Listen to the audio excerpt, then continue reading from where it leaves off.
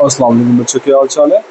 Today we are going to talk about fascism. Fascism के बारे में थोड़ी सी बात करेंगे। इट विल बी स्मॉल, बिल्कुल स्मॉल स्केल लेक्चर है, बिल्कुल छोटा सा। It will be like 5 minutes basic introduction देना। फुल लेंथ लेक्चर के लिए यूट्यूब विजिट कीजिएगा या अपने सेशन ज्वाइन कीजिएगा। Okay, so fascism, let's talk about the meaning of fascism. Meaning of fascism is ban और ए ग्रुप। ओके, बाकी meaning के बाद इसकी जो टाइप्स हैं, सारे टाइप्स तो है नहीं, यानी कि इसके जो डिटेल्स हैं हम आगे जाते हैं। थोड़ी सी हिस्ट्री की तरफ जाते हैं। अक्सर लोग कहते हैं कि हिटलर ने यानी कि फैशिज्म शुरू की। No, that's wrong. Fascism actually became from Italy. It came from Italy. It is Italian origin. It originated after world war 1। World war 1 के बाद क्या हुआ था? इटली ने सपोर्ट किया था अमेरिका और उसके अलाइज को, राइट। ऑटोमन एम्पायर सब हार गए एंड ऑल दीज दूसरी पावर्स वर डिफीटेड। तो क्या नाम है इनका, लाइट पावर्स फिर सेंट्रल पावर्स, तो ये दूसरे सेंट्रल पावर्स हार गए। इटली और अमेरिकन अलाइज जीते, लेकिन इटली को कोई कॉलोनी नहीं, Italy was given no colony and she faced lot of resentment. उनके अंदर बहुत ज़्यादा रिजेंटमेंट थी इस बात पे। It was a global imperial power at that time. उसके बाद social, economic and political effects of war भी कहते हैं इटली के लिए बहुत बड़ा मसला पैदा किया उन्होंने। इसके साथ साथ 1917 में कम्युनिस्ट रेवोल्यूशन लेनिन का जो आया था, लेनिनिस्ट, जिसे लेनिनिस्ट मार्क्सिज्म कहते हैं, जो यूएसएसआर के जार्स के खिलाफ उन्होंने उठा के उनको निकाला था। बड़े इजी वर्ड्स में बताना, बड़े आराम से सुनिएगा ध्यान से। I am not trying to make over complicate things. Communism began to spread. Communism Russia से, इसके अलावा यूएसएसआर से दूसरी जगह फैलना शुरू हो गया। इनको डर था इटली वालों को, कम्युनिज्म, ये सारे जो वर्कर्स स्ट्राइक हो चुके हैं, social economic political effects of war के जो लोग बाहर निकल चुके हैं, ये वर्कर्स इकट्ठे होकर कम्युनिस्ट रेवोल्यूशन ना ले आए। मुजलिनी साहब को इनवाइट किया गया। मुजलिनी साहब was literally, what's it called, he was given the power, यानी कि given the, not only given the power, he was given कि आप आए। ओके, तो इन्होंने कॉर्पोरेशंस वालों ने एल्ड्यूस, इसका कहते हैं मुजलिनी को, ही कैप्चर्ड पावर। तो मुजलिनी साहब पावर में आ गए। तो when he came into power, the first thing he did, जो लोग स्ट्राइक पे आ गए थे, सोशल इकोनॉमिक पॉलिटिकल इफेक्ट्स पे जो कॉर्पोरेशंस बनाई हुई थी लोगों ने और कॉर्पोरेशंस के हेड थे, स्ट्राइकिंग वर्कर्स से, उनको चुन चुन के कत्ल किया। Okay, he killed all of them.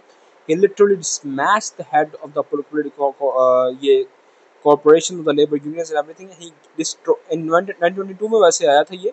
1925 में he gain legitimate, non legitimate, you can say, he gain the ultimate power. 1925 he destroyed the constitutional parliamentary system of Italy. He became the Aldous। ठीक है, इसका code सुनिएगा जरा।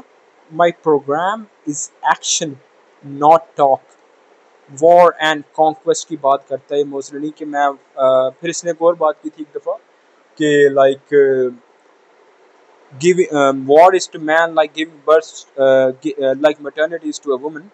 ये code भी लिखिएगा। थोड़ी सी इसके पॉइंट्स वगैरह बता दूं क्योंकि ये शॉर्ट लेक्चर्स हैं, तो आई ट्राई टू, बहुत कम टाइम है मेरे पास। ये फैशिज्म है क्या, what is it due? Paper के अंदर बच्चे कहानियां नहीं लिखनी, we have to write things. इसके पॉइंट्स क्या हैं, what are its, what's it called, things that define fascism. It is aggressive nationalism. Aggressive nationalism के अल्ट्रा नेशनलिज्म हो गया, हम है, ओवर स्टेट शुड रिमेन, चाहे बाकी सारी स्टेट तबाह हो जाए। अग्रेसिव नेशनलिज्म, रेसिज्म वाला एलिमेंट बाद में आया था, वो इसने मुस्लिम ने इंट्रोड्यूस नहीं कराया था, हम उसको नेक्स्ट टाइम में पढ़ेंगे लेक्चर, ये नाजिज्म के बारे में। इंपीरियलिज्म, इंपीरियलिज्म आप दूसरों को कहते हैं कॉलोनीज बनाएं और अपनी स्टेट को मजबूत करें, become the mother country. Oppressive, it is extremely oppressive, अपनी ही स्टेट के लोगों को प्रेस करना है, ये बात याद रखिएगा। इसकी कोड थी बड़ी मजे की कोड थी, बड़ी खौफनाक भी है। फॉर द, जैसे आपने इब्राहिम लिंकन की कोड थी, for the people, by the people, of the people, democracy के बारे में कह रहा था वो। इसने कहा था for the people, by the people, over the heads of the people in necessary. अगर अपने ही लोगों को कुचलना पड़ा तो मैं कुचलूंगा, जरूरी पड़ा। एंटीथेसिस ऑफ डेमोक्रेसी, हेगल की थ्योरी, हर चीज का थीसिस होता है, उसका एंटीथेसिस निकलता है, उसका उलट होता है। थीसिस का उलट, एंटीथेसिस ऑफ डेमोक्रेसी, ये डेमोक्रेसी का टोटली उलट है। It is totalitarian in nature and it is a टीलियोलॉजिकल approach. टीलियोलॉजिकल क्या है? डियोंटोलॉजिकल, कांट ने डियोंटोलॉजिकल एथिक्स दी थी फिलॉसफी में।